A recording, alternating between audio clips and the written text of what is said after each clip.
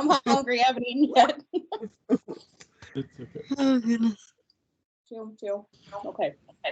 I am resident of Collinwood for YouTube, joined by Christine Pierce, Cara Tillitz from Between the Shadows. How are you, ladies? Doing Doing good. well. How are you, Jewel? Staying sane, but going crazy at the same time. Yep. Definitely. So we're here to discuss the Werewolf Curse, which is a very unique storyline. Many people might think this starts with Quentin, but this actually starts with Chris Jennings, who's played by late actor Don Briscoe.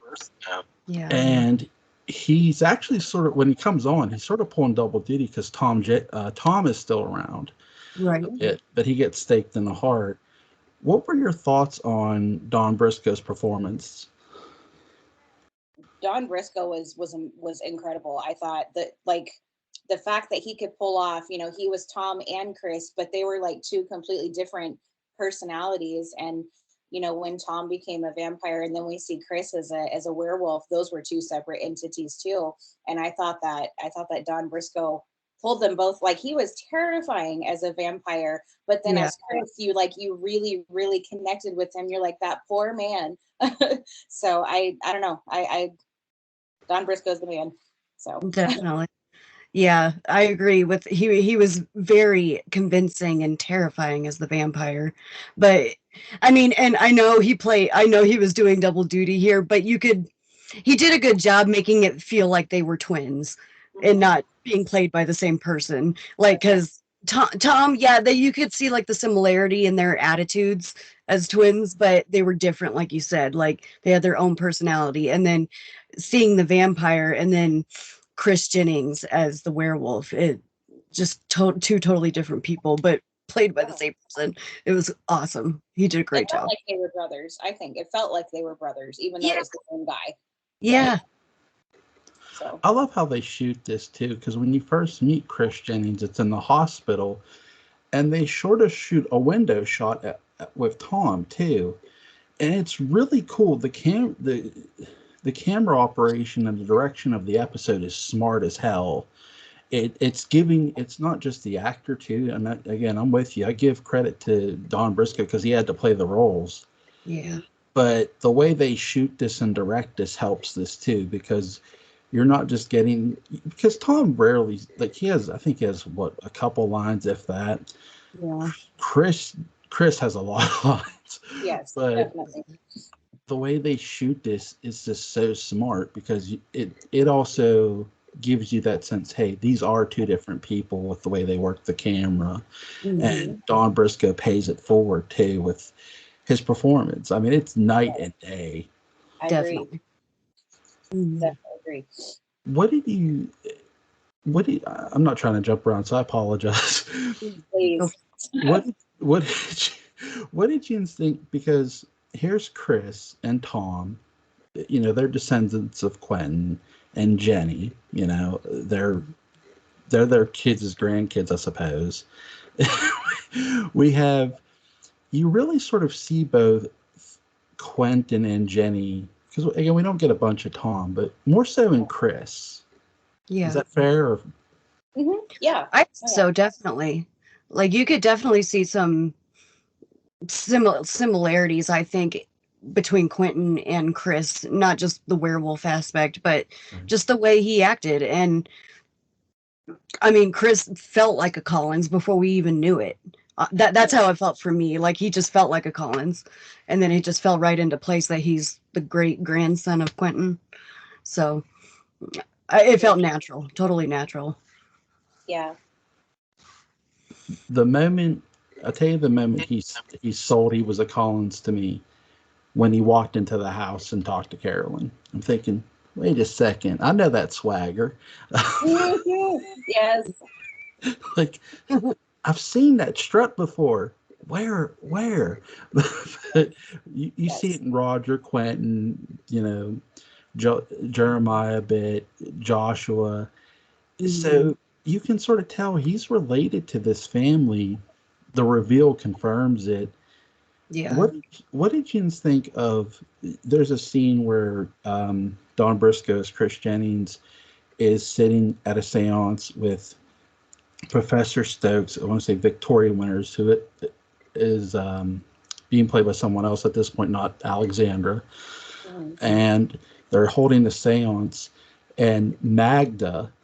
This is the first time you hear the name Magda, and Chris just. And I think Carolyn's at the table too, and Chris just stops it. And I love Stokes getting in Chris's face. I'm curious as to why you did that, Mr. Jennings. Yeah. Yeah. Go ahead, Kristen. I mean, Professor Stokes is, you know, the detective, and he's a good one, and it's, you know, nothing gets past him, and I think even at that moment, I think that he had some answers that he wasn't telling yet. You know, I think that he suspected that whatever was going on with Chris, it was a generational thing. I just think that Professor Stokes didn't say that because he couldn't prove it.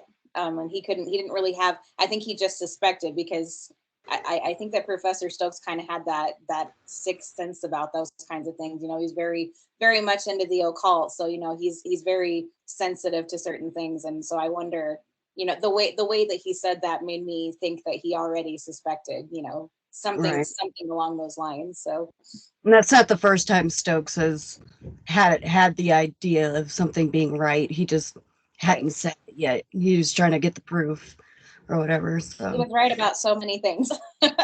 Right. Yeah. But I had asked this question to Gordon last night. Do you girls think that Professor Stokes is sort of Van Helsing, or no? a little bit, but on a way much cooler level. But I love Professor Stokes. Professor level. Yeah, exactly. Yeah, I can see similarities for sure. He has a touch of everybody, but in a lot of ways, he's very much his own character. From a acting standpoint, and I don't know if Thayer David's doing this on purpose or not. He may be, but I see a touch of Bogart, like the cool. He doesn't have a cigarette in his mouth, but he might as well. You might as well. Where Bogart would just have a cigarette in his mouth and look cool as hell. I don't smoke, but still, you got what he was going for. Right. And just, there's so many things he does, and unlike where Hoffman is curious, Thayer David Stokes just comes right out and asks the question. One of the best lines I've heard ever. You know, we all know everybody for a time was caving to Barnabas's will. And when Barnabas asked, you know, Stokes for a medallion to, you know, for witchcraft, for a witch, he's like, I'll give you the medallion if you show me the witch. And I mean, no one talked to Barnabas that way, and you never heard anybody speak like that to him. And when somebody did, it's like, oh shit. He means business. he means business. But Stokes, he was not easily scared or frightened or intimidated. That was the right word. Intimidated by anybody. We first see the werewolf in the 60s before we go back in the past. So they hire a very, very, very talented stuntman, Alex Stevens, I believe. Yeah. And what a performance he gives. What did you think? It was hard to realize. Yeah. On such a small set, to be such a big character, a big animal on a small set, he did a really good job with the small space he had to work with. And like, my favorite is like when he's hiding up on the top of the rocks in the woods, when he's just looking down on people and he just pounces on them. I think that was probably my favorite part of the wolf, just getting to see him kind of like as much in action as we could on that kind of set. So I thought it was great. He acted the crap out of that. He really did. Honestly, before I knew any better, I thought it was Don Briscoe, and I was giving him all the glory. I was before just gonna say, I was just gonna But say, yeah, it's good. It was good. it definitely seemed like the same person. Like to realize that it was someone else. I mean, he acted his butt off. So I'm actually with you on this because people might not realize this, but for those who have never watched Dark Shadows, you don't get the credits until the end.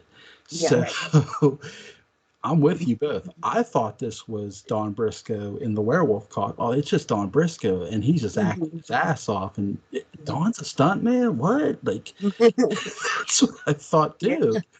And it's rolling over. right. And then you see Alex Steve and like, oh no. Somebody else. It was really, it's really shocking that, hey, here's this, they got this stuntman to do this, which is cool. And he sort of feels like, I don't know if you have ever seen the 76 King Kong, but he feels like Kong. Like he does. The werewolf sort of gives that King Kong vibe on set. I agree. Yeah. I mean, just the way that, I feel like he doesn't hold back. He's like, yeah, I know I'm a guy in a suit and it's a really small set. No, he puts it all in and is tearing stuff up, is jumping on people, it doesn't care, the entire set is a mess. I love that. I mean, he was very, very believable as this destructive animal, and he didn't hold back. He was like, that's what I'm doing. I'm doing the destructive animal. Yeah. So. Were you shocked how much destructive, because they have him jump through the window at the blue whale. They have him sort of just tearing things up. Were you and this is prior to Judah Zachary, before they destroyed Collinwood. Were you sort of shocked that they have this kind of destruction with the set a bit?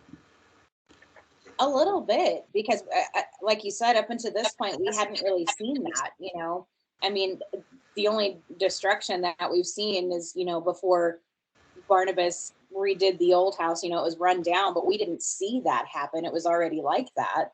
So, I mean, this point, this was somebody who came on and was tearing stuff up, and we hadn't seen that before this. And that was an interesting, but a refreshing change of events. So, yeah. I lost my train of thought for a minute, but I was going to say something. But yeah, keep going. I'll come back to it. Oh no, I'm done. It's your turn now. Take your time. I'll come back to it because I totally lost it. Okay. So, right, when they have him jumping through the window, and you're right, we haven't seen, destruction like this. The old house, I'm with you. It's been like that. We're sort of used to it. And then Barnabas, fixes it up. But this is the closest thing I can come to it really is when the Phoenix lights the shack on fire. But the shack's the shack. It's like, it's a shack. Right. Yeah. I mean, the blue whale was a staple at this point. Like, you think when somebody was in the blue whale, you thought, oh, even with the fight with Willie and Bert, that was like minuscule. It's like, no one's going to die in the blue whale. No one's going to get killed. Right. Wrong. Yes. They totally changed the scene of the blue whale to someone where someone could potentially die instead of, going there to have a good time, Right. And it's like the local hangout. Like, everybody's there. Yeah, there's a drunkard here too, at the bar, but it's not like it's ever been a place of danger, like anything serious has ever happened there. And now, like you said, it's open to anything could happen now here. It's like, especially with everything, the attacks in the village between like the werewolf and the vampire throughout the show. Yep. The attacks in the village here and there in every like generation, like there's been attacks, like there's been like groups of attacks like with each generation, and it's a shock every time to the people there. So, and it seems like the blue whale is usually not the place that it happens, like the blue whale is kind of separate from that, but then they changed this when the werewolf, came crashing through the window, right. It was just, so it was pretty shocking. And a lot of the time they're just like, oh, it happened in the village. Like that could have been the docks. That could have been I don't in the alleyway of no business, just in the alleyway of somewhere. Like, but this one like pinpointed the blue well. It's just Right. Right. Yeah. When the only, I'm not going to compare the eagle. I'm not trying to compare the eagle to the blue whale, but when Barnabas goes in the eagle and confronts Nathan, that gives a different feeling with the, because we sort of get the feeling Barnabas is going to go after Nathan. When they show us the blue whale, you're sort of thinking, man, they're not going to go. No, not they're not going to do this to us. Yes, we're going to punch you in the gut and leave you laying on the floor. And it's every time I go back, I'm like, this is still so shocking to me. Yeah. I mean, even when Barnabas went after Nathan, yeah, they had that huge confrontation in the eagle, but he didn't fix him right there in the eagle. He was like, "You wait, I'm coming for you," So that great point, because he doesn't kill him or go after him until the great house. And in Joshua's in the room where the study. Yes, study. thank you. The study. I'm tongue tied. You're good. But the study. So nothing really ever happened in the eagle, and nothing that it really, other than Burke and Willie's fight. But that's, like I said, that's minuscule compared to this. That's peanuts. It's like when the wolf goes through it. It's like, now we've always thought Dark Shadows was full of unpredictability. Now it really, because now anything's going to happen. This wolf's going to go anywhere. We're in for a show. Yeah. They changed everything. Because the bar fight was something that you would expect to see there because it's a bar. Right. Bar fights happen at the bars, but not things a wild like this. Animal bringing in an animal that dresses like a man, and now that this animal that dresses like a man is in the bar. Right. And it's they changed everything when that happened, because now the blue whale is no longer a social hangout. This is where that animal where it was that time. Yeah. If you're ever out to dinner at a bar and you hear howling, just say, "Check, please, now." Yes. Why? I've seen Dark Shadows. Have you? I'm paranoid now. So we hear the name Quentin Collins in the present day. David and Amy start receiving. I love how they do this phone thing. So there's a lot of theories out there about Quentin's ghost. Is it or isn't it? Where are you both on this? If it was really Quentin's ghost or not? Yeah, is it or isn't it? What do you think? I definitely think it's Quentin's ghost. Definitely.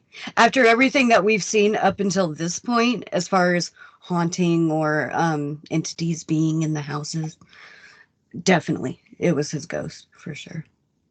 Yeah. I'm a little conflicted about it because of the conversations that we've had here, because of the what ifs and the potentials here. And while I do think it was Quentin's form, I wonder why this ghost was so evil. I know that Jameson rejected him, and I know that he was really, really, really upset about that, because that was the one person on this entire planet that he actually loved. And he pretty much told him to go to hell. But I'm like, would that make Quentin's ghost as evil as he was? So it makes me wonder who it was. I know that we've talked about it could have been Gerard Stiles. Judah Zachary. Thank you. Zachary coming back to set up a trap, so I'm very conflicted about it. I'm on the fence. I don't know. Patrick McRae, if you're listening, this is all your fault. No. Thank you, and not thank you. So he'll get a kick out of it. I've been on ever since I read Patrick's book and talked to him about this. I'm with you. I'm sort of been on the fence, and it is tough to just decide one way or the other. Penny, I was listening to Penny Dreadful, And she thinks that it is Quentin's ghost, like Cara does, because she thinks, well, think about it. Barnabas wasn't always back in time. Like Barnabas was in the chain coffin, Right. for 200 years. He said he laid there for almost 200 years. So True. Barnabas wasn't in 1897 originally. So she feels that was Quentin's ghost. And the only thing I could come up with that even makes the most remote sense is we know Edith Collins dies by Barnabas, Right. technically. Yes. Right. What if instead of Barnabas, it's not, what if it is at first Quentin scares her to death and no one, he plays all innocent, no one believes him. Mhm. And instead of him, Jenny dies differently. Maybe he hides in the tower, barges to the tower room, finds Jenny, they try to kill each other. He kills her. Magda, I know this is a lot of craziness. Magda curses him. He becomes the werewolf. I don't pick your poison, whether it would be Judith or Edward. I wouldn't put it past either of them. One of them shoots him in his room with a silver bullet, killing him, but they don't know it affects the kids. They don't ever, Beth finds out and by secret doesn't tell them, gives the pentagram to the kids. Mhm. So, because I could see Beth doing that, she gave a shit, She did. Those Yeah. kids. and then they just brick up the wall just for the hell of it, so no one finds Quentin's body. Mhm. And the Jameson rejection just happens somewhere in between. It's crazy. Like, no matter where we slice this, Yeah. Yes. it's crazy as hell, but it's fun. It is. It is. That's why we do this. So, Hold on. My brain is processing what you just said. I know. Me too. Like, my brain stopped processing things a long time ago. It Oh just, yes. oh, Yes. Yeah, I mean, any one of those things could have happened. I mean, there's so many, because Barnabas wasn't always there. He was in his coffin, and when he got there, we don't know how much he changed by being there. We don't know if the Magda and Sandor. We don't know where they. Sorry, I'm trying to figure out how to. Like, we know that Quentin was married to Jenny, and Jenny was crazy, but maybe it didn't even happen that way. Maybe Quentin didn't kill Jenny, and Magda just, I mean, we already know that Quentin and Magda didn't like each other. They weren't friends. So I mean, maybe Barnabas being there changed a whole lot that we didn't even see. Yeah. It like anything could have happened. Any one of those things could have happened, or all of those things, and Barnabas just wasn't there. And by being there, this is what he changed. What we did see is history changing itself, because Barnabas put himself in Right. 1897. Right. So It's that butterfly effect thing. Like, just, yeah. and it could make things happen for different ways for no reason at all. Just because he was there, it doesn't make sense, but just because he's there and his influence in the atmosphere around all these other people, Right. it just makes it happen. Like Jenny dying the way she did, the way we saw. yeah. Like, Mhm. it just had to happen that way. It just did. I don't know. Yeah. It's hard to explain. But Yeah. it's the butterfly effect thing. That So given that, I wonder if, at first, yes, it was Quentin's ghost because Barnabas wasn't there. But when Mhm. Barnabas went back, maybe that's where Judah Zachary saw his window of opportunity, and had to sneak in. Yeah. yeah, maybe that was his trap. And then maybe in the future he did decide to possess Quentin, possess a spirit, Right. but yeah. Yeah. I know this. Mr. Best's death owes Barnabas a thank you card, because I don't know what 1897 was like for him before Barnabas showed up, but when Yeah. Barnabas showed up, business was booming. Oh yeah. Yes, it was. Yes, it was. Yeah. So Barnabas has they decide to go back in the past. Barnabas uses the I Ching wands that they find in Quentin's room. Yeah. And they lay him on the table. Stokes is there in the basement. I love where they do this in the old house, in the basement. Everyone's living there anyway. This was this the creepiest the old house ever felt, or no?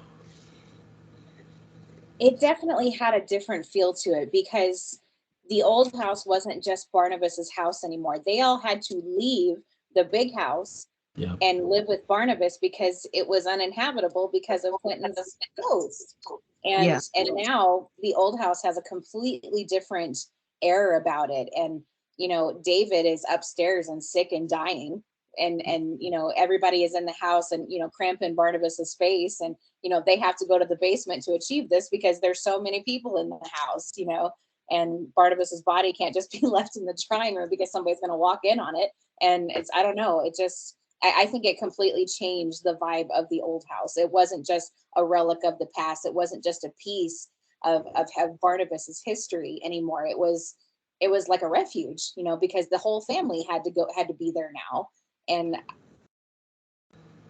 for Barnabas to do what he had to do, and damn the consequences, and so yeah, I definitely think that it changed the feel of the old house for me. It really did.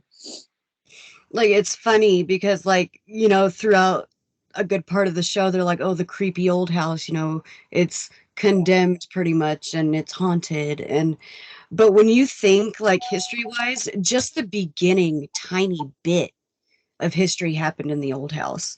Everything major, like in the hauntings, really happen at the new house, happen at Collinwood. Like, that's where most of the haunting really is. That's the really haunted house, is not the old house. Like, there was just a little piece of history at the old house, like the witchcraft stuff and Angelique and all her, but like all of the wrongdoings of to the other family members, like the fighting between families and the stabbing in the back and all that. That was all the new house. All of that drama happened in the new house. So the old house was like you said, a place of refuge. Like, it was just the automatic safe place to go. Like, and everybody was okay with that. So even in 1995, it ended up being a place of refuge because of Gerard's ghost was there, and it was such an evil spirit at Colin. Now we thought it was creepy when Quentin came and kicked everyone out of the house, but when Gerard came and completely destroyed that house and gave off this such an evil vibe. When Barnabas and Julia were there, in 1995 by accident, they couldn't even stay in the house for any amount of time because of how horrible it felt in that house. So they went to the old house, so eventually the old house started feeling like a safe place, which in the beginning of the show, it wasn't a safe place. It was like that creepy old house. Josette's ghost is down there. I've seen her, and now all of a sudden people are fleeing to the old house because it's safe, so I definitely, the old house vibe changed a lot. even David even sort of feels safe there. He says, Joseph, if you're calling, he tells Barnes, if you're calling, she won't hurt you. She'll help you. She'll help you. So even in like prior to that, though, even the beginning episodes, David, even though David attempted to kill his dad, we forgive him. But he sort of says the old house, hey, Josette's good. It's okay. He feels safe there. And even when Victoria is there, the biggest danger you sense is Matthew. But when the ghosts show up, when Josette's ghost shows up, it's sort of like this big, like, oh, they're not there to harm her. And I think it's creepy as hell still. But people who don't think Josette's ghost is scary, yes it is. It was scary to this dude, but it's like woman coming out of the painting, like, oh shit. But dancing on the porch. Yeah. Why are you dancing on the porch, girl? right. So I'm with you. Here in the old house, you have Barnabas down in the cellar. We've seen the coffin down there. Now he's just down there sitting there at a table, and he gets up but his body's still sitting there. It's like, what Yeah. the hell? What just happened? Mhm. How shocked are you for that you saw his sort of spirit leave his body? Like, We hadn't seen anything like that yet. Yep. And I didn't think they'd go there. I didn't think they would. I thought he would just be in a trance and, get up in his whole body and, go knocking on the door and stuff. I didn't expect that. I thought it was cool. yeah, that was pretty shocking. And then, it makes you wonder, is this all in his head? Is it just hypnosis? What is happening here? He's and, just like out of body. Like, yeah. And I love time travel, but I would have never guessed that you could go back to the past that way. What is this I Ching? How can I get a hold of it so I can time travel? So, but Oh. I've got some things to do. yes, got people to see. Places to go, people to see. Yes. They'll be seeing like, do I know you? Of course you do. Of course Yes. you do. But Yes, you do. it is. It's just creepy how they do this, and it's something so different. Ian's right. We haven't seen anything like this prior to Dark Shadows. And it's funny because when Tim Burton does Beetlejuice, he's not going to do necessarily this, but he is going to sort of do something similar where they draw chalk on the wall and there's a door. Mm-hmm. Yeah. And that sort of felt like something out of DS. It kind of did, yeah. Now that you mention it, yeah. A bit. It just, yes, we know Tim Burton does the 2012 Dark Shadows movie, but in Beetlejuice, when the couple's dead, they draw this chalk on the brick wall, and it's a door to the afterlife, but to the other side, if you will. So it feels like something out of Dark Shadows, and the I Ching, when you see that door open, you see the coffin, you're like, don't do it, Barnabas. Don't do it. Come back. This isn't going to work. After everything that they've done up till this point, don't do it. Yes. All of the drama leading up to getting Barnabas not to be a vampire again. We're finally there. He's finally saved. Cassandra is gone. Angelique is gone. And now he's going to go right back to it. It's like, seriously? Where Ian's going, why? No. Yes. Like, don't do it. Don't do it. I mean, it feels obvious. If you're going back into the past, you're going to be who you were. It's like, it just feels obvious. And the clear Julia knew it. What? Julia knew it. He was like, oh, it's the hexagram of change. And she was like, change? What? No. What? No. And Professor was like, well, what's that mean to you? She's like, well, nothing. It was like, okay, well, then why are you freaking out? Let it be. She knew what was coming. Yeah. And that's why she was where she was when he came back, because she was like, she's the only one who thought of it. I mean, and it took her a minute, but that's why, yeah. But I know we've sort of touched on Dr. Hoffman before, but how ahead of her time was Grayson Hall and her character, really, you think? She was phenomenal. I mean, that woman acted her butt off. She really did. And I don't know, her character, she was just so sharp and so quick, and much like Professor Stokes, and always suspecting something. I think the difference with her is she kind of acts on what she suspects, and sometimes it gets her into trouble, but sometimes she's very right about so many things. So, and I don't know what it is, like even up to like the early 90s, like in sitcoms or like TV dramas like Thus, or but the acting, I mean, there's great acting today, but the acting it was so like Cara. hey, hang on, sister. Start over. You started. You were breaking up there. Oh, sorry. But like I was saying, it's like the acting back then, like there's great acting today, but like the acting back then was so raw and so believable. There's just something so rich in the acting back then that just made it so believable. Like we know the It story. was so familiar. Yeah, yeah. I don't know. You just can't get acting in actors like that today. No. Like there's something that just they just brought that there's just it's missing today, I think. Agreed. I think too much of everything is, and I'm not trying to sound chauvinistic, but too many things is abs, good-looking actors or actresses. It's not about the craft anymore. Yeah. Agreed. And Yeah. I just feel that's what's really lost too. I mean, don't get me wrong. I'm not saying you can't be pretty, but Of course. Grayson Hall was beautiful too. You know, she wasn't she wasn't ugly. She was a very beautiful woman. It's like, Yeah. but she knew how to act. And Yeah. Laura Parker, Alexandra, Joan Bennett, they all, Nancy Barrett, they all knew how to act. And Yeah.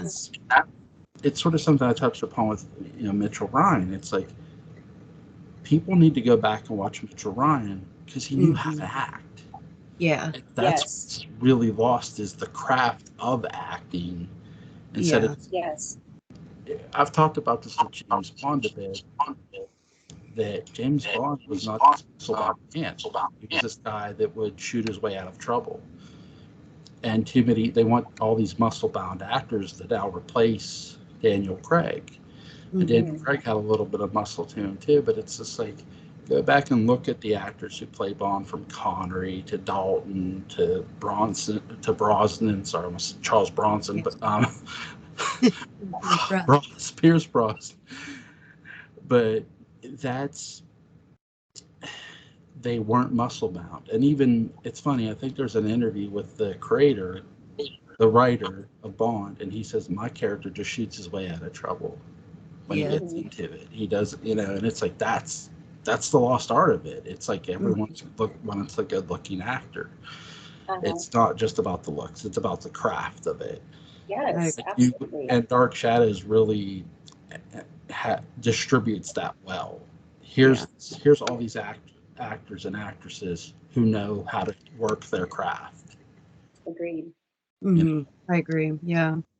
And I think that gave us, I mean, if we're looking at aesthetically only, it gave us some unique beauty, some unique, people to look at. They were all gorgeous, but they were uniquely gorgeous. It wasn't like your Hollywood pinup, it wasn't like your typical actress. They all look the same anymore. And I think that this is totally a bunny trail, but it just gives us, it gives us an opportunity to have that unique acting and have people that work their craft, like you were saying, and they don't all look the same, and I appreciated that too. That, they can hire purely on how they did as an actor and not how beautiful they were. But they were all beautiful. So but, sorry, that was a bunny trail. no. So when Barnabas goes back into the past, into his coffin, we meet Sandor and Magda, played by Grayson Hall and Thayer David. What did you think of Magda and Sandor? Incredible performance by both of them. Oh my gosh. Like I said, I forget that Magda is also Julia Hoffman. It's the same woman. And you can tell she had so much fun with this role, being Magda Rakosi. I think she just had so much fun with it. And she is like a second, like Julia is like my Grayson Hall #1, but Magda Rakosi is a second, a very close second. And Thayer David too. I forgot that he was also Professor Stokes. They played these gypsies so well, and you could just tell they were having a killer time with it too. Yeah. And not a lot of the girls on the show got to be very versatile in their roles, but she got to play Magda, she got to play Julia, she got to play Natalie. Yeah. Which she was with during the Judy Zachary era. But she got to play so many different kinds of, like, not like Maggie, like she is pretty much the same girl. But I'm sorry, you were cutting out. I'm sorry. Go ahead. I'm sorry. No, My nervous. I just want to make sure people hear you. I don't want, But yeah, I was just saying how versatile her roles were for her, like as opposed to maybe the other women on there, that she got to play so many different things. And like you said, she looked like she had a lot of fun with it. And for Stokes too, there, David, like he got to play Patofi. How Yeah. is that? Like Patofi and Stokes and Sandor, like they got to be so versatile when a lot of them just kind of got to be the same kind of character. Even if somebody different, they got to be very creative. So, and it was fun to watch. You could tell who the seasoned actors were, because Catherine Lee Scott and Nancy Barrett, they all kind of stayed with the same central character. I mean, they were different characters and different personalities, but man, there's a wide margin between Julia Hoffman and Magda Rakosi and Professor Stokes and Cal Patofi. So I mean, you could tell Dan Curtis was using the crap out of them season actors. Mm-hmm. So yeah, I love how they do both these characters and how they feel like a husband and wife more than any other husband and wife than we've ever seen prior. Yeah. I mean, they really they have their spats and stuff, but you can tell they love each other. Yeah. Yeah. Which I love. It's really, they do both a really great job. So when we finally meet Quentin Collins, did you and you go, well, there's Chris's great grand. Yeah. Right. So I saw the resemblance. were you shocked how charming this character was when you first met him? Yes, I was blown away because we see this ghost and he's evil and he doesn't say a word, but he laughs and he laughs, and it's evil laughter, and then we meet him and he's so charming and he's such a ladies' man. And Quentin had a lady in every corner, and it was like, I didn't expect that at all. I didn't expect Quentin to be a playboy. I didn't expect him to be as charming and as witty as he was. I just expected this. Granted, we were teenagers when we first watched this. I was like, oh, he's probably an evil guy. He was an evil guy in life, but no, he was just a regular, prodigal son guy who was charming and couldn't keep it in his pants to save his life. But, I didn't expect that at all. So. Although, I mean, if I remember correctly, like when he first came, like when we first, flash back and he's walking back into Collinwood because he had just gotten back to Collinwood after being gone, with whatever. Laura. But Laura, yeah, thank you, with Laura. But he comes back in and he's actually kind of snarky because he doesn't like his siblings. Like, he comes in acting a little snarky, which didn't surprise me, which I did kind of expect, and I'm glad he was kind of like that. I mean, yeah, he was a charmer with the ladies, but like he was kind of snarky, and well, Grandma said I can live here, so here I am, and I'm gonna stay, and you can't make me leave. So I kind of like that he was like that because I don't know, I just.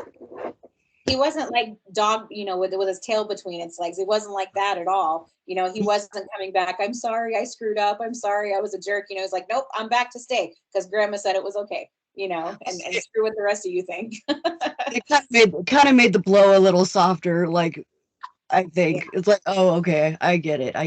But as the story goes on, you understand why he is the way he is and how totally. he ended up the way he did.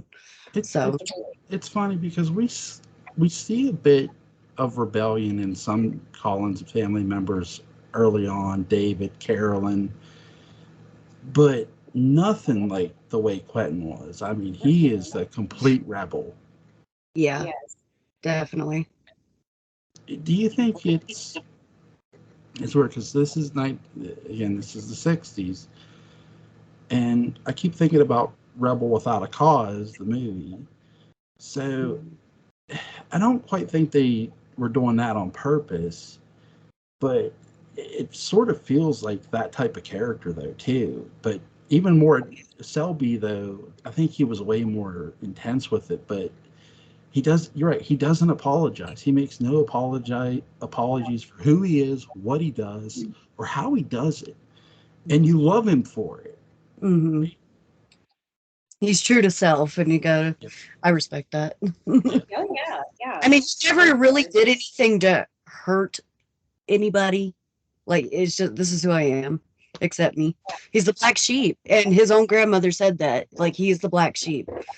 And it's just how it is. It's just. This is Quentin Collins. We forgive him for having sex with another woman's wife.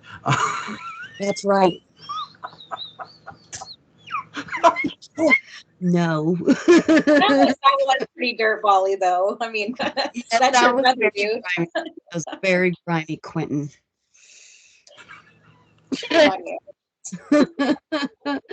Oh goodness. Oh my god, I'm wrong. But I think though too, though, you're right. When he comes back, he's snarky, he's defiant, and he wants to see Grandma right away too. But right. Judith ain't having none of him though. She's like, we'll wait till Edward gets back. So when he kills Jenny, or when Jenny kills him first, were you shocked by that? Yes, absolutely.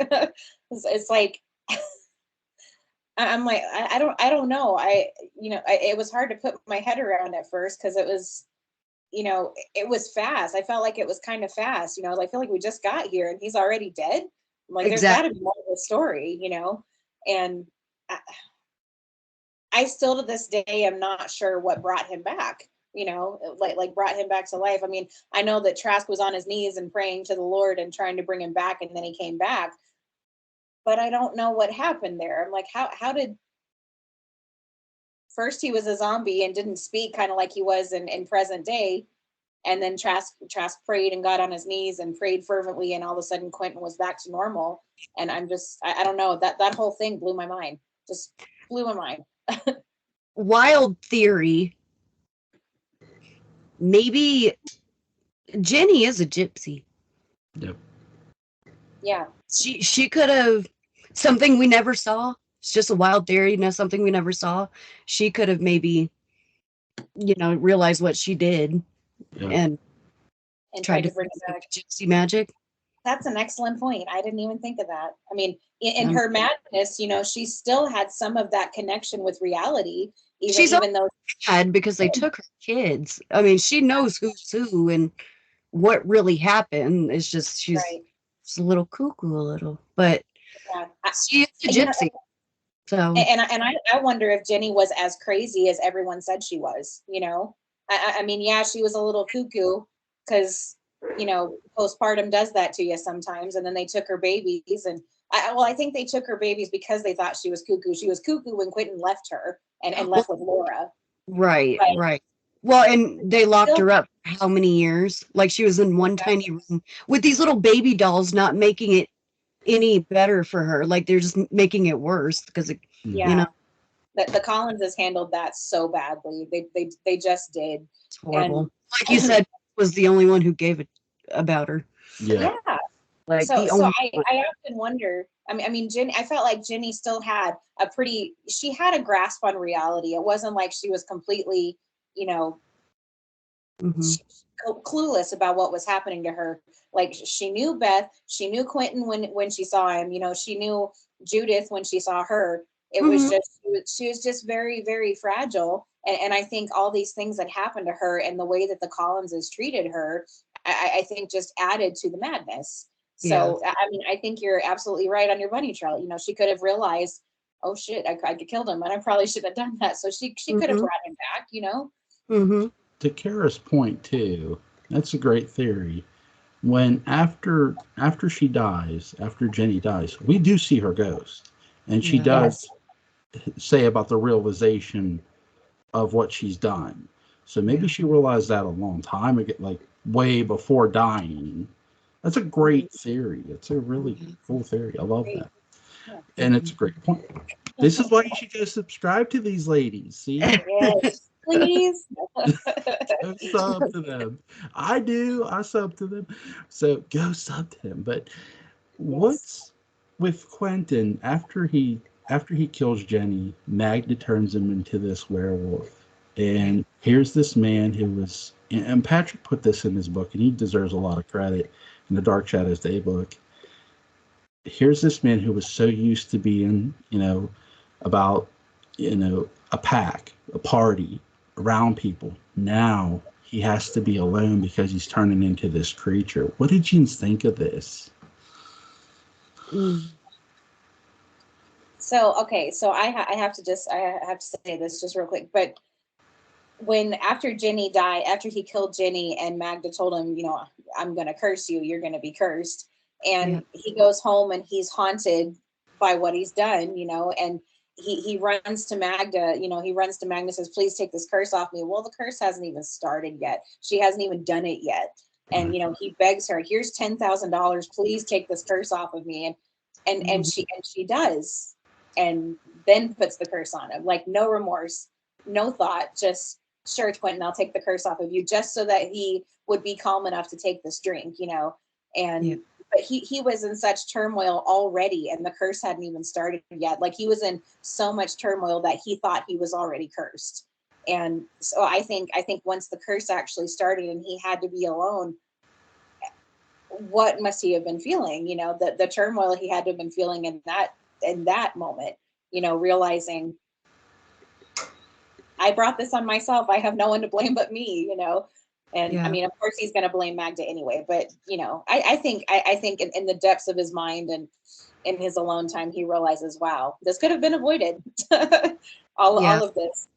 But. Yeah, and like they barely give us time to, like, we didn't really see it, but like the turmoil he thought, because the curse is every firstborn male of each generation. And it's like his kids, like, I'm trying to put this in the right words, but that I feel like they could have maybe touched on that a little more, because I can imagine the turmoil about that as well. Like, after, because he found out about his kids later, like Magda did, and then Magda realized that she cursed her own kin. Like, she's like, now I really need to lift this curse. And that's when they get together and fight to end the curse. And they never really, they never really do. Together, they never really find a way to end the curse. Like, all the ones they tried with Pitofi, and they never found a way. But Pitofi's the one that fixed it. A painter by the name of Charles Delaware Tate. That's right. And they only fixed it for Quentin. It didn't fix it for his male heirs, and Chris Jennings is certainly proof of that. But it's because Pitofi didn't put his hand on it. He didn't put his touch on it, and like they didn't have Pitofi for Chris Jennings to put that touch on the painting and on Charles Delaware Tate to make it. Yeah. I totally didn't even think about that, but I think you're right. But Pitofi wasn't in 1960, 1970, whatever it was. But that's worked for Quentin, but it didn't work for anybody else. If they could have found Pitofi, because Pitofi himself may not be in the present, but his hand is somewhere. We just don't know where. Right. Yeah. If they could have found his hand in the present day, in the 60s, then fine. But no one knew where it was, because that thing had a mind of its own. Yeah. Yeah. Oh, yeah. That thing was powerful, whether it was attached to Pitofi or not. I definitely think that could have fixed things for Chris if they could have found it. Because I mean, he did get his painting, his portrait painted, and Charles Delaware Tate did do it, and it didn't fix it.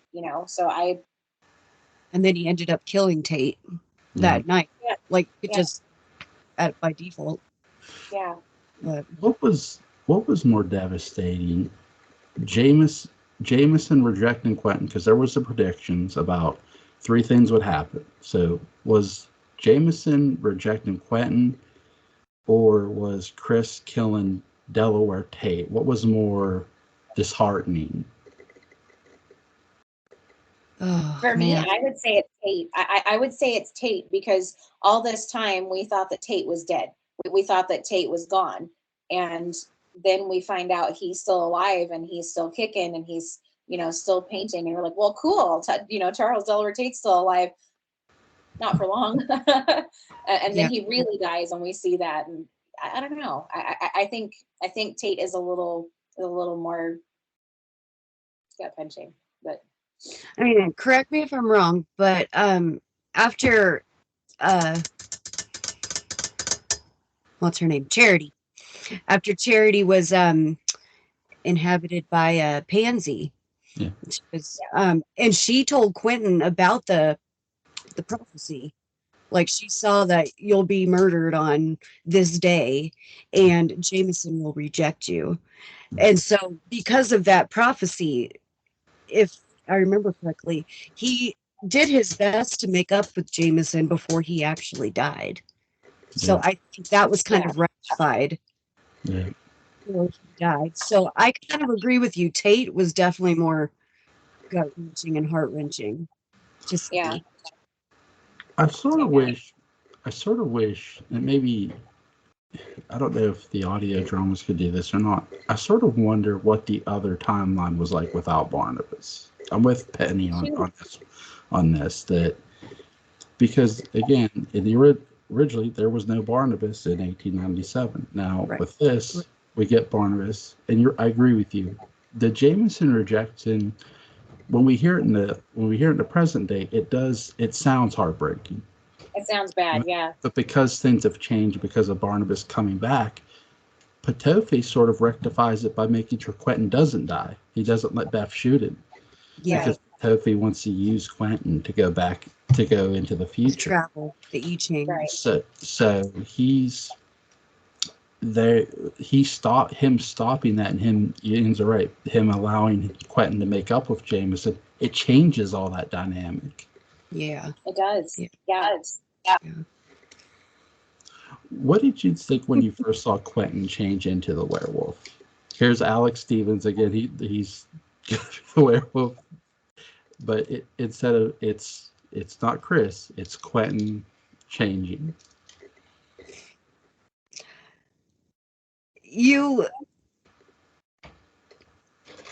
People can feel 50-50 about Quentin, like, oh, he's such a an arrogant, whoever, but we know you don't feel that way. I'm trying to be unbiased. Unbiased, thank you. I was trying to think of the word. But now you made me lose my train of thought. I'm sorry. Okay. I was trying to make it funny. What was the question again? I'm sorry. It's okay, Cara. We know you got the life-size Quentin doll in the closet. We know. It's okay.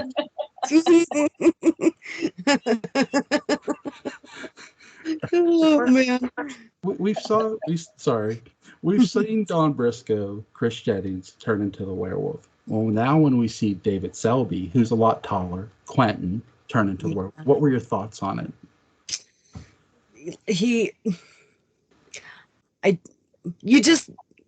Even though the way he is, like I was saying, even though the way he is, it's still so disappointing.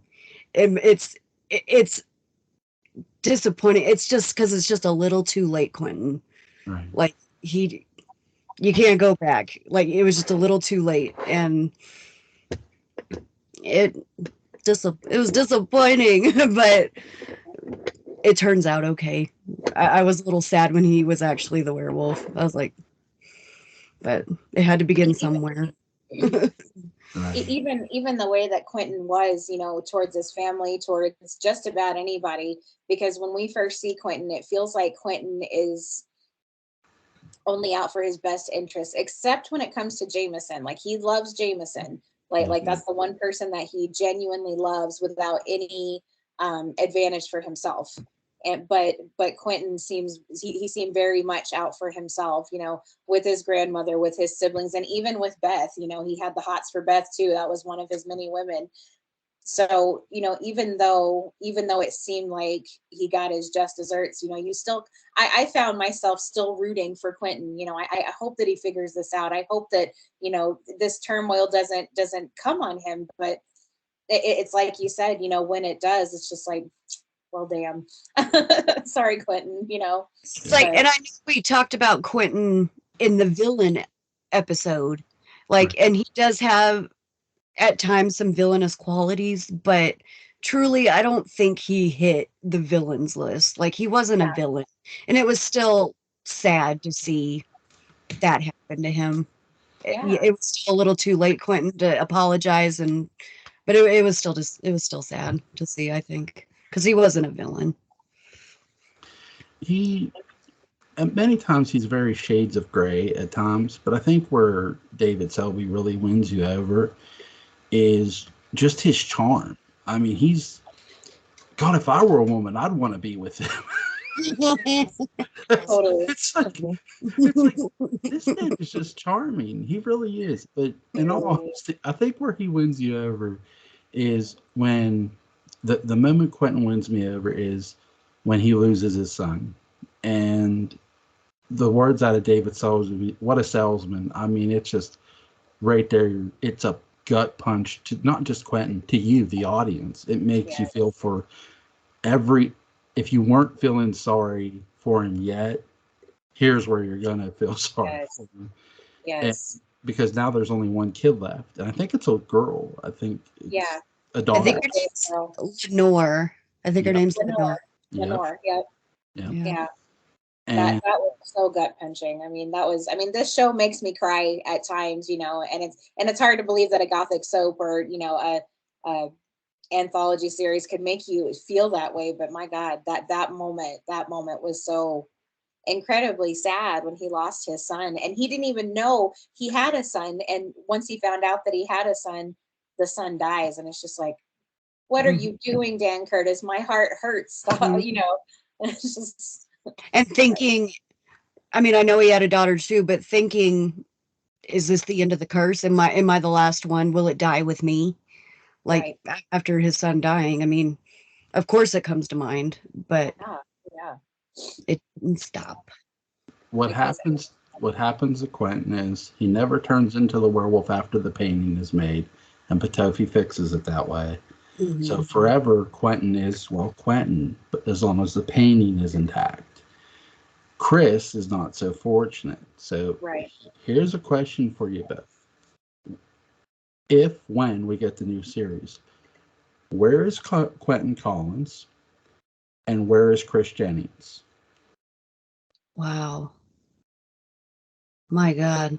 I guess it depends on the timeline that they're, for my brain, I think of where they're going to start it. Like, where's the timeline at? But, I mean, with Chris, I kind of see Amy growing up. Her and David are growing up, if we're going to go there. And Chris has probably, now that, Amy had a place to live with or without Chris at Collinwood. So he was free to leave and I could see him a world traveler only because he had to migrate because of what he was. He had to migrate. So I could see him, like we saw in 1960, walking back into Collinwood, but it's 2022, and he's I've been here, I've been there, and maybe he's definitely older, because unlike Quentin, he doesn't have a portrait to keep him young. He has nothing, so he ages, and that's what I could see as far as Chris goes. Quentin, probably the same thing, honestly. Because Beth isn't there, so and anybody he ever loved is not there, and that was kind of his reason, to go on. I don't know. I'm just babbling. I'm sorry. I'm trying to get it all out, and I'm just babbling. I feel like Quentin traded one curse for another curse. because yes, he got rid of the werewolf curse, but now he's going to live forever as long as his painting is intact. He's never going to age. He's never going to die, as long as the painting stays intact. And I think that while eternal life sounds great, that it still means that, your loved ones are going to die. You fall in love with someone, they're going to end up dying. So I feel like he traded one curse for another one. And yeah. So, if we come back and it's 2022 or whatever, Quentin is still exactly the same, and on his face, no years have gone by, he's exactly the same. And like his great grandson, or his great grandson, is much older than he is now. Like, right, exactly. Exactly. That's how I do. Like, Quentin wouldn't change, and right. And I wonder with Chris, with Chris, I read somewhere, I'm not sure, it might have been like the epilogue at the end of the series that, he of course he ran off with Sabrina and took Amy with him. And but he eventually kills Sabrina because Sabrina tried to help and Sabrina got in the way. And as the werewolf, he killed Sabrina. And so I wonder if because Sabrina was the one that he loved most, Sabrina was the one who saw the transformation, like the only one who saw the transformation. And, they weren't together anymore because of that. But then they started being together again. And, he loved Sabrina, but ended up killing her. He woke up and realized he had killed her. What would that have done to his life? What would that have done to Amy's life? I feel like maybe Chris may have abandoned Amy the way that he tried to do when he came to Collinsport. Mm-hmm. And so it makes me wonder, where are these Jennings now? Is Chris, did he commit himself somewhere? Does Amy have a whole lot of abandonment issues still that have come back? And I don't know. It makes me wonder, and it's kind of like, I kind of like see Chris like hiding out like the Hulk did. He was way over in wherever he was. Like that's how I kind of picture him. Like you said, after that possibly could have happened, like after killing Sabrina and everything, like he just went off into hiding across the world, left Amy.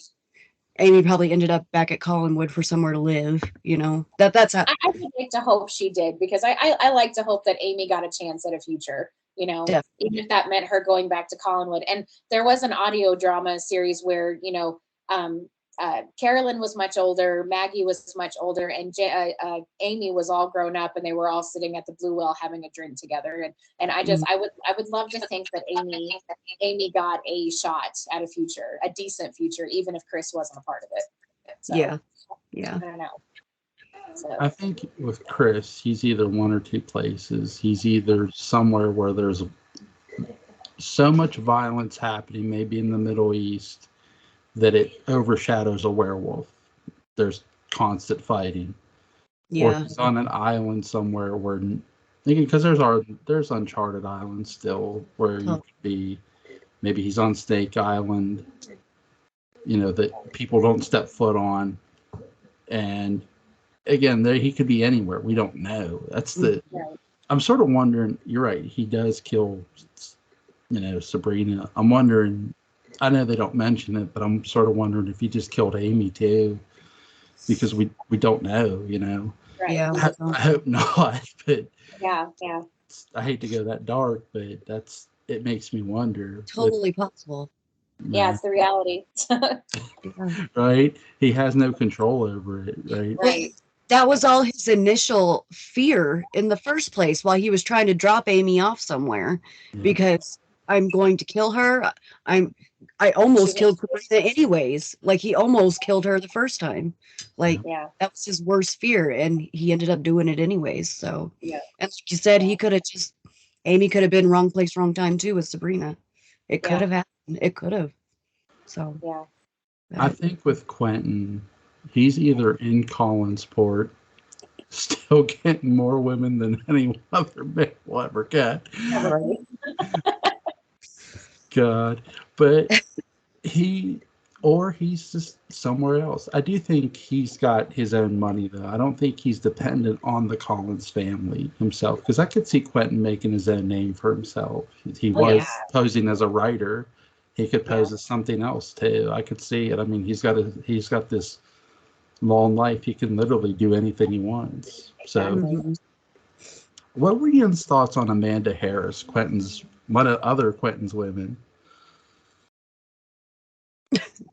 Amanda Harris, I thought, and this is purely, not really on topic, but I thought she was one of the prettiest women on the show. I thought Amanda was just gorgeous. I thought she was beautiful.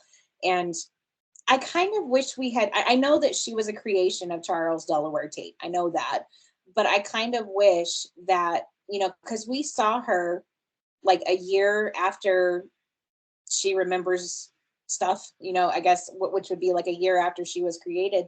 But what happened in that first year that she was alive? Where was she found?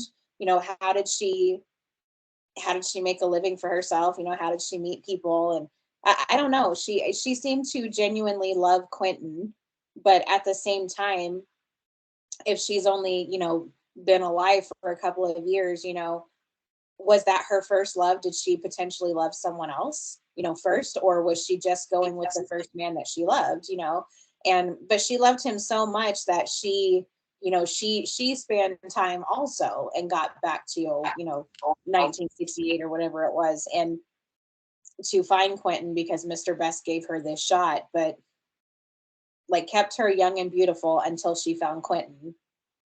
I don't know. It's Amanda Harris's story is just it's so bizarre, and it was weird it was a little bit shocking to see her story, but I kind of wish we would have got more of her because I kind of enjoyed her. I enjoyed Amanda Harris, but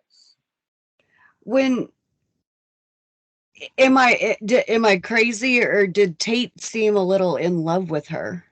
No, he did. He did. He was in love with her. Because I would assume Tate kind of got her going in life, like that first year. I would imagine that he paints her, she pops up, she's in his house. So yeah, that's true. I didn't think about that. I would kind of imagine that Tate took care of her until she went off on her own or whatever, because he seemed really head over heels for her. Maybe that's why he's so bitter towards her, because she did want to go off and do her own thing instead of be with him. I don't know. Right. But yeah, I sometimes think that not on purpose, but Amanda Harris is sort of taken from one of my favorite shadow agents, Harry Vincent, and I've touched upon this a little bit before, simply because of where they have her die. I believe she jumps off the Brooklyn Bridge. Yeah. I think so too. For those who aren't familiar with Shadow or Harry Vincent, it's dark, it's foggy, and he's standing on the ledge of the Brooklyn Bridge. And he tries to go off of it, and he gets grabbed by one arm, pulled up, turned around, and he faces this tall, black, cloaked figure with a brimmed down hat whose face you can't see. He swears he's staring at death, and here it's the Shadow. Mm. And as the Shadow puts him in his car, and he sees this figure sitting there in the dark, he can't make out his face. The Shadow says, "Why did you try suicide?" And he goes, "Melancholy." He just speaks. It's not more of a command than a question. Right. Anything that the Shadow does. And Harry Vincent neglects to tell the Shadow that he's on the bridge because of a woman. His fiance broke off their marriage and married another man. Mm-hmm. Amanda Harris is on that bridge because of Quentin. Right. Yeah. That's sort of where I'm kind of getting. They sort of somewhat took from Harry Vincent's story, but where Harry Vincent didn't jump because of the Shadow. Right. Amanda Harris isn't going to have that opportunity to meet the Shadow. Right. Obviously. So, instead. Right. She meets another figure that is death, which is amazing. And I love Mr. It Best. is similar though. Yeah, here's the thing though. Somebody asked me who was Mr. Best in my Dark Shadows discussion group, and I said, Death. It's Death. Yes. He is Death. Yeah. That's how they make Death relatable for us. They turned him into Mr. Best. Right? And it's towards the very end of like Amanda Harris's story in the show, but like her and Quentin, like Quentin was supposed to meet up with her in New York. Right. Yep. And I'm fuzzy, but what kept him? Was it that staircase he built and went back into the No, he couldn't find his painting. Charles Delaware Tate took his painting. Couldn't find it. That's what kept him from going to New York. Okay. Yes. I couldn't remember. It was fuzzy on that. Okay. But I knew they were supposed to meet up. And isn't that when we found her on the bridge? Like when he didn't show up, she just that was it, right? Okay. Yeah. Yeah. Okay. Yeah. The staircase doesn't come till the 1840 when they go back in time. The staircase is a hell of an idea. Yes. It's a hell of a concept. But Charles Delaware Tate, who was a dick for taking his painting, does take his painting, takes Quentin's, and he doesn't just take Quentin's painting. I believe he takes Amanda's painting as well. Yeah. So, but Amanda's not worried about it though. Amanda doesn't seem to like. I don't give a shit. Yeah. I mean, probably because she knew death was coming for her anyways, whether she found Quentin or not. Yeah. Like he was coming on this day at this time, and she knew it, so she had nothing to lose. I wonder if Amanda Harris knew that her life depended on that portrait. Because when Tate drew the man, or that man that never had a name, that he just drew him, as soon as he tore up the drawing, the man disappeared. But I don't think Amanda Harris knew that her life was dependent on what happens to her painting. But Quentin knew it, and that's why he wouldn't leave for New York without it. And so when he couldn't find it, and Charles painted over it, he couldn't risk leaving and the painting falling into the wrong hands. And but Amanda didn't know that. If Amanda had known, I feel like she would have never found herself on the Brooklyn Bridge. But who knows? Right. I think that's the thing too. It's like where Quentin knew all this, where he had all this information and knew, and this is why he's going after Tate. Here's Amanda Harris, like she didn't know, so she just leaves. Right. And maybe if someone would have told her, she would have had that information. Maybe I don't know what she would have. I sort of wish she would have gotten that information, because what does she leave? You know what I mean? Does she go for New York? Mm-hmm. Or does she stay and go after, go with Quentin, Right. That would have been interesting. Yeah. Would have. Yeah. Is there anything you ladies like to add? I still don't know how Quentin only had 2 kids. I still don't know. But such a charmer. I'm gonna say he has more than 2 kids. We just haven't heard from him. We just haven't. That is good to put in the new stuff. Yep. Yes. When he comes into contact with one of his kids and they're old, they're gonna come up with so many women's names that Quentin slept with, and we're all gonna believe it. Mari needs to go on for one more season and have all of Quentin's ladies and all of his kids. Oh my gosh. It's funny, when we were watching, it was a while back, me and my wife were watching the Wonder Woman with Gail, the actor. And when the guy comes to the shore, I'm thinking, if that was Quentin Collins, they'd be done for. They would never leave. So I wrote something down because I wanted to ask you guys. I was reading, I wasn't watching it, but I was reading up on stuff, and it says the great great grandson of Quentin is Tom Cunningham. Ooh. Who's Tom Cunningham? I don't know. Yeah, I think it might have been in one of the audiobooks that I need to listen to, but I wrote it down because I was like, Tom Cunningham, because there was a Tom Jennings who was his great grandson. Yeah. So I was like, is there a connection there? I mean, is that like his Tom? I don't know whose son, but maybe Amy's or something. Again, maybe Tom Cunningham. Again, we've been talking about Quentin's going to have grandkids probably in the sequel series more than, I don't know how many they're going to give him, but maybe that's a name they'll use. I don't know.